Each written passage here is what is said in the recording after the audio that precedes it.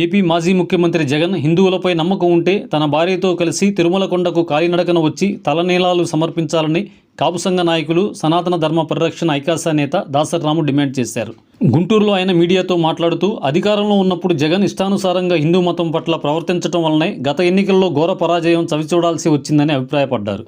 Jagan declaration మీద సంతకం చేయాలని, లేకుంటే హిందూ ధార్మిక సంఘాలు ఆయన పర్యటనను అడ్డుకుంటాయని తెలిపారు. తిరుమల లడ్డూ ప్రసాదంలో కల్తీ నెయ్యి కలిపిన విషయంలో రాష్ట్ర ప్రభుత్వం విచారించి దోషులను కఠినంగా శిక్షించాలని దాసరి రాము డిమాండ్ చేశారు. దేవుడికి వారితో సహా పాల్గొనాల్సిన ముఖ్యమంత్రి బాధ్యతల్లో హోదాలో పాల్గొనాల్సిన కార్యక్రమాలకే ఆయన ఎప్పుడు సరిగ్గా రాలేదు.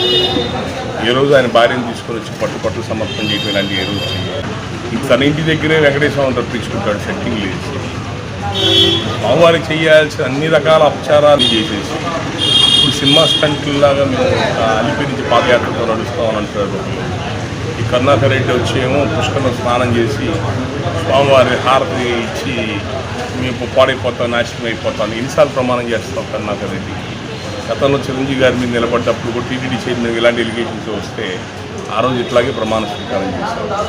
మొన్న ఎలక్షన్లో పుట్టిన దెబ్బ జాలేదా? ఇంత ఘోర పరాభావం అది భగవంతుడు అది కిందకు రావట్లేదు. అది మనుషులది కాదు, అది భగవంతుడు కొట్టిన దెబ్బ. భగవంతుడి విషయంలో చేసిన ప్రచారం ఇంత పెద్దగా బలమైన దెబ్బలు తగులుతున్నా కూడా మీలో చలనం లేదంటే మీరు మనుషులా రాక్షసులా? పూర్వం రోజుల్లో పురాణాల రాక్షసులు గురించి వింటుంటాం. ఆ టైప్ మనుషులా? మీరు ఎవరితోనో పెట్టుకొని వెంకటేశ్వర స్వామితో పెట్టుకోవద్దు. మీరు చేసిన దుర్మార్గాలు పాపాలు సామాన్యమైనవి కాదు. ఈ 5-6 ఏళ్లలో చాలా ఘోర అపచారాలు చేశారు.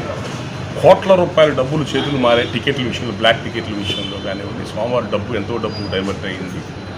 సహకార డైరీలు లాభాపేక్ష లేకుండా ఉండే సహకార డైరీ, హైదరాబాద్ విజయ డైరీ కానివ్వండి, మా గుంటూరు సంఘం డైరీ కానివ్వండి, కృష్ణా జిల్లా విజయ డైరీ కానివ్వండి, వాళ్ళు ఎవరు కూడా 600 రూపాయలు తక్కువ ఆవునే ఇవ్వలేరు. వాళ్ళు ఎవరు కూడా మీకు 350 రూపాయలు ఎవరు ఇస్తారు? కామన్ సెన్స్ పనిచేయట్లేదా? అంటే భగవంతుడు ప్రసాదాల మీద గౌరవం లేదా? అది ఏ రకమైన ప్రసాదం ఇస్తున్నారు? ఏ రకమైన నెయ్యి పెట్టి వచ్చిన ప్రతి ట్యాంక్ శాంపుల్స్ పంపించుకోవాలి కదా, ప్రతి ట్యాంక్ పంపించుకోవాలి శాంపుల్స్. అది పద్ధతి, బేసిక్ స్టాండర్డ్స్. అది అవి ఏం పాటించలేదండి. ఏంటి? హిందూ ధర్మం మీద, హిందూ దేవతల మీద ఎటువంటి గౌరవం మర్యాద లేని కాబట్టి ఇలాంటి దుర్మార్గాలకి అపచారాలు కనబడ్డారు. వెంకటేశ్వరం అడిగాడు 300 రూపాయలు నెయ్యి వాడమని. మీరు లడ్డు ఎంత ఖర్చు అవుతే లక్షల లడ్డూలు ప్రొడక్షన్ ఇవ్వటం ఏంటి? ఏమైనా స్వీట్ షాప్? స్వామివారు మనస్ఫూర్తిగా ఒక లడ్డు ఇస్తే చాలు, ఇంటికి వెళ్ళి పంచుకుంటారు అందరూ తీసుకెళ్ళి. ఆ 300 రూపాయలు 600 రూపాయలు నెయ్యి అయితే లడ్డు రేటు పెంచి ఇవ్వండి.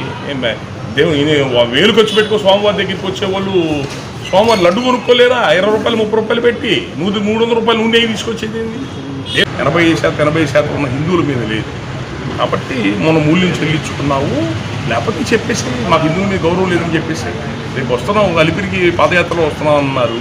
పాదయాత్ర జీవితంలో ఎప్పుడన్నా చేసావు? అధికారంలో ఉన్నప్పుడు పాదయాత్ర చేసావా? కొండ ఎక్కావు, నడిచి ఎక్కావు ఎప్పుడన్నా? కనీసం స్వామివారి డిక్లరేషన్ సంతకం పెట్టావు. అబ్దుల్ కలాం లాంటి వాడు వేరే మతం, ముస్లిం మతం సంబంధించిన ఆయనే డిక్లరేషన్లో సంతకం పెట్టాడు. స్వామివారి దర్శనం చేసుకుంటున్నాం. పెద్ద పెద్ద దిగ్గజాలే డిక్లరేషన్లో సంతకం పెడతారు. నువ్వు ఏ రోజు సంతకం పెట్టావా? దోషులు ఎవరైతే స్వామివారి డబ్బు 6-7 ఏళ్లలో స్వామివారి డబ్బు ఎంత ఆదాయ వనరులు వచ్చినాయి, దేని ఖర్చు పెట్టారు, టికెట్ల దర్శనాలు ఏ విధంగా ఇచ్చారు, ఈ కోట్ల రూపాయల డబ్బు ఎక్కడ పోయింది మీద ఎంక్వైరీ చేయాలా. ఈ నెయ్యి, కల్తీ నెయ్యి ఇలాంటి వాటిని తీసుకొచ్చి దేవుడికి అపచారం చేసిన వ్యక్తుల మీద కేసులు ఫైల్ చేసి వాళ్ళ మీద శిక్ష పడేటట్టుగా రాష్ట్ర ప్రభుత్వం కఠినమైన చర్యలు తీసుకోవాలని చెప్పని సాటి హిందువులకు మా యొక్క